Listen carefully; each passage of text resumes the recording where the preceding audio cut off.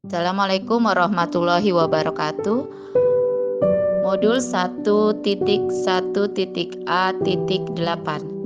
Koneksi antar materi tentang kesimpulan dan refleksi modul 1.1 Pemikiran Ki Hajar Dewantara. Perkenalkan, saya Rita SPD, calon guru penggerak Angkatan 9 dari SDN Lenteng Agung 05 Pagi, Jakarta Selatan. Kerangka pembelajaran modul 1.1 Refleksi Filosofis Pendidikan Nasional Ki Hajar Dewantara. Pertama, mulai dari diri, di mana calon guru penggerak membuat refleksi diri tentang pemikiran Ki Hajar Dewantara berupa tulisan reflektif kritis, harapan, dan ekspektasi terkait pemikiran Ki Hajar Dewantara. 2. Eksplorasi konsep, di mana calon guru penggerak memperdalam konsep tentang pemikiran Ki Hajar Dewantara dengan menyimak video pendidikan pada zaman kolonial perjalanan pemikiran Ki Hajar Dewantara, sejak pembentukan perguruan taman siswa hingga pemikiran Ki Hajar Dewantara tentang bagaimana menjadi manusia merdeka. 3. Ruang kolaborasi, melakukan kolaborasi dengan sesama calon guru penggerak dipandu oleh fasilitator untuk mengenali nilai-nilai luhur kearifan budaya daerah asal.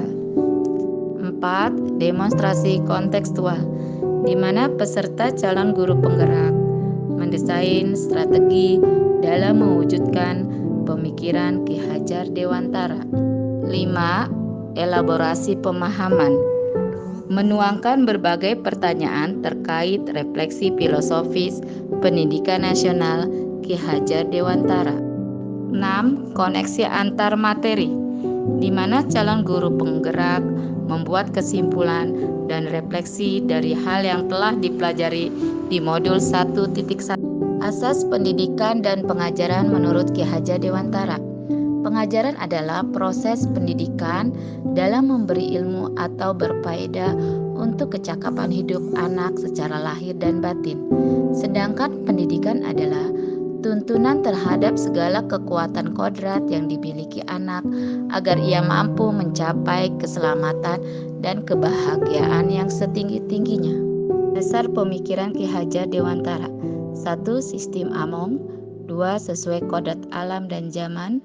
3. Berpihak pada murid. 4. Budi pekerti.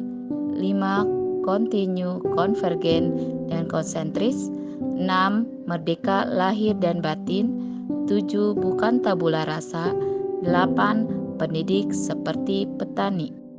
Hal yang saya percaya tentang murid dan pembelajaran di kelas sebelum saya mempelajari modul 1.1, yaitu pertama, anak hanya selembar kertas putih dan kewajiban kita mengisi lembar tersebut. Kedua, pembelajaran lebih dominan dilakukan oleh guru. 3. Belajar harus di kelas. 4. Ketuntasan belajar siswa dilihat dari nilai kriteria ketuntasan minimal dan aspek kognitif. 5. Guru kurang memahami karakteristik siswa. 6. Guru sering mengeluh jika banyak siswa yang tidak tuntas setelah diberikan evaluasi. Hal yang berubah dari pemikiran dan perilaku saya setelah mempelajari modul 1.1 yaitu 1. Anak bukanlah selembar kertas putih, melainkan anak adalah kertas yang penuh coretan samar atau buram, di mana tugas kita sebagai pendidik adalah menuntunnya, memperbaikinya, dan menebalkan coretan yang baik. 2.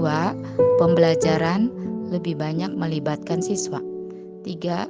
Belajar tidak hanya harus di kelas, tetapi anak perlu berinteraksi dengan lingkungan. 4. Aspek kognitif bukan yang terpenting, tetapi harus diselaraskan dengan budi pekerti. 5. Menghargai setiap karakter siswa. 6. Guru harus tulus, ikhlas, dan penuh dengan kesabaran dalam menuntun siswa. Hal yang akan saya terapkan agar kelas saya mencerminkan pemikiran Ki Hajar Dewantara. 1. saya akan menerapkan merdeka belajar dalam pembelajaran saya. 2. Saya mengajak peserta didik untuk turut serta dalam perencanaan pembelajaran sehingga mereka antusias dalam mengikuti prosesnya. 3. Saya akan mendorong peserta didik berpikir kreatif, inovatif, dan berinisiatif sehingga menjadi anak yang mandiri dalam menemukan konsep-konsep ilmu pengetahuan. 4.